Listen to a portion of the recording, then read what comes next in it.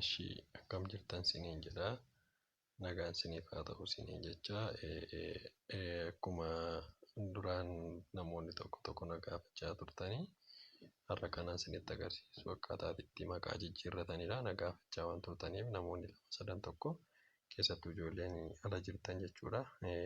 Waan isin gochuu qabdan haaluma salphaatiin paaswoordii keessa yaadattanii jennaan maqaa akka barbaadanitti jijjiirrachuu dandeessu. Ijoolleen tokko tokko fakkeenyaaf isuma biyya naatti fayyadamaniini paaswoordii achitti taa'anii fayyadamanii silkii fayyadamuun illee ni danda'ama. Paaswoordii sana beekanii jennaani haala itti paaswoordii jijjiirrataniif haala itti silkii achitti jijjiirratan yookaan iddoo teessanitti silkiitti jijjiirratanii silkii isin harka jirutti siimii keessa yoo badee jiraate paaswoordii yaadattanii jennaan siimii isin harka jirutti akkaataa itti deeffattanii itti fayyadamuu dandeessan sinittan agarsiisa.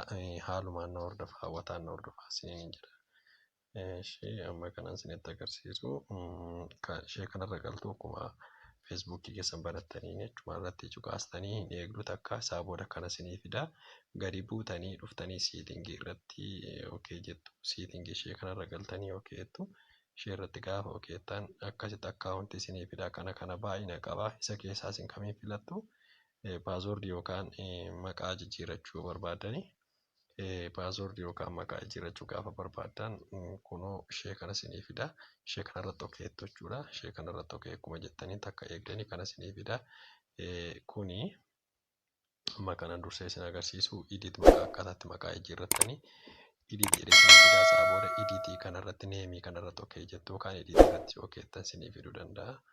Akkuma kana fiddanii kunoo maqaa barbaadan tolaa isinan keessan gashattu kan jijjiirrattan Tufaa maqaa Kaakayyuu Tufaa maqaa Oromoon fayyadama Boonaa jettanii isa booda akkuma kana hojjetanii dhuftanii eessa dhuftu riiviyuu chaanjii jedha. Riiviyuu gootee irra deebitee chaanjii gochuu barbaaddaayyuu jedhee sii fida. Isa booda eeyyee jetta. Eeyyee jettaanii kanarratti okeettee jijjiirrachuun barbaadeen jedha. Takkan eega isa booda akkatti naa fida jechuudha. Yeroo inni akkatti isinii fidu isin immoo kana laalachuu qabdu. Murteessaa waan isin laalachuu qabdan kanadha. Kana laalachuu qabdu maqaa sirrii tolaa boonaa sii fidu moo kanaan sii fidu kamiin sii filadhu siin jedha. Inni garuu kanarra kaa'ee jira. Xiyya kanarra godhattu jechuudha. Yoommoo isa kana barbaadan kanarratti yoo kana barbaadan isa kanarratti garuu isa kanarra nan jijjiiree tolaafu Tufaa Boonaa jedheen jira waan ta'eef kana filattu. Isa booda akkuma kana galchitanii kana filattaniin booda dhuftanii paaswoordii isa duraan galchaa turtan isatti fayyadamaa turtan haaraa osoo hin taane isatti fayyadamaa turtan akkaataatti paaswoordii jijjiiran isinitti agarsiisa. Isa kana keessatti erga ani beekaa raqa waan isinitti agarsiisaa jiruuf isinitti himuu danda'u kana 3 4 5 6 jedhanii paaswoordii koon sirrii miti garuu kana fayyadamu paaswoordii dheeraadha. Kana beekaan waan isinitti agarsiisaa jiruuf kana jijjiirus waan hin barbaannee fi isa booda akkuma dhuftanii seef chaanjii isheettu kanarratti kiliik godhattanii ishee irratti kiliik godhattu. Isa booda bakka eegdanii akkasitti fida ture. Ani garuu waan jijjiiruun barbaannee fi maal jedhee jira beektu utuun paaswoordii sirrii gasheera ta'e asii ilaaluu dandeessu. Utuun paaswoordii sirrii gasheera ta'e naa fidaa jechuudha. Isin kana cuqaastanii amma kana isinitti agarsiisee akkuma keessan waanii gootanii yeroo isin paaswoordii keessan isa durii sana gashitan isinii jijjiiraa jechuudha. Kana gootanii ilaaltanii gaaffii keessaan dhuftanii na gaafachuu dandeessu. Amma immoo duubatti baak godhatanii isa maqaa isinitti agarsiisa jechuudha. Keenyaatidha ifama guddaa wajjinii amma akkuma maqaa asirratti kan jijjiirannu maqaa asirrattidha. Maqaa asirrattidha. Foon nambarii immoo iimeeyil adireesii yoo barbaanne asirratti godhachuu dandeenya. Garuu foon nambar kan jettu foon nambar idit jettiin ishee idit jettu kana ilaalla. Iditii kana keessa galleetii kana keessatti foon nambarii kana idit goona.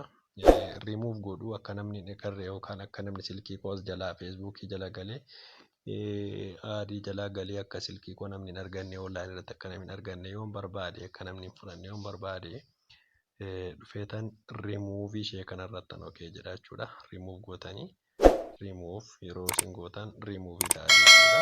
Namni biraan arguu hin danda'u jechuudha. Rimuuf nambar kan jettu kuni yeroo rimuuf gootanii namni biraan arguu hin danda'u jechuudha. Kaza duubatti deebitanii amma immoo aadii godhachuu barbaadu. Fakkeenyaaf amma silkii tokko namni tokko asiitii Ameerikaa deemee durammoo silkii asii Itoophiyaatti fayyadamaa ture jechuudha. Paaswoordii isaa yaadata taanaanii salphaamatti jijjiirrachuu danda'a. Isaa booda konfirmeeshinii fidaa fi konfirmeeshin koodii sana gashata. Add phone number jetti. Add phone number ishee kanarratti okay jedha jechuudha. Isa booda add phone number jedha. Akkasittiin okay irratti jettu. Anillee lamaan sadan tokko jijjiireera.